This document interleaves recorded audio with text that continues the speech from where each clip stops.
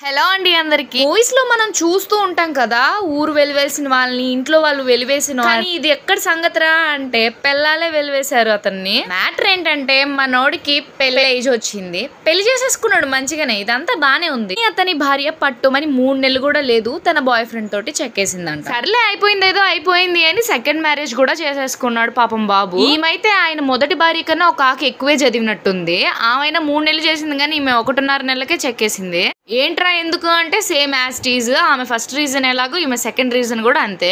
అయినా మనోడు ప్రయత్నం అయితే వదలలేదు, 3వ పెళ్లి కూడా చేసుకున్నాడు. తను సంవత్సరానికి ఒకసారి వచ్చి ఐపీఎల్ మ్యాచ్ అనుకున్నాడో ఏమో గానీ సంవత్సరం పొడుగుతున్న ఏదో ఒక పెళ్లి చేసుకుంటూనే ఉన్నాడు. అబ్బా సర్లే పోనీ అని 3వ పెళ్లి కూడా చేసుకున్నాడు, ఇంటికి తీసుకొని వచ్చాడు, బానే ఉంది ఇంతవరకే. కానీ వాళ్ళ భార్య అడక్కడక ఒక కోరిక అడిగిందంట, నాకు మేకప్ కిట్ కావాలి అని. అది కొనడానికి షాప్ కి బయలుదేరాడు అబ్బాయి గారు. ఇంకేముంది, ఇద్దరు పిల్లల రీజన్ ఏంటో 3వ పిల్లం రీజన్ కూడా సేమ్ అదేనంట. ఇతగాడు వచ్చేలోపు అతగత్తే వెళ్ళిపోయింది వేరే అతని తోటి. అయినా మనోడు పట్టు వదిలిన విక్రమార్కుల్లాగా 4వ పెళ్లి కోసం ఆడేశాడు చూడండి. ఇతని ధైర్యానికి మెచ్చుకోవచ్చు. ఈ మధ్య న్యూస్ ఛానల్లో చూస్తూనే ఉన్నాను, ప్రతి చిన్న వాటికి సూసైడ్ చేసుకుంటున్నారు. అయినా ఇతను ఏం చేసుకోవాలి చెప్పండి, అయినా సరే ధైర్యంగా తన లైఫ్ ని లీడ్ చేస్తున్నాడు. నిజంగా గ్రేట్ అబ్బా.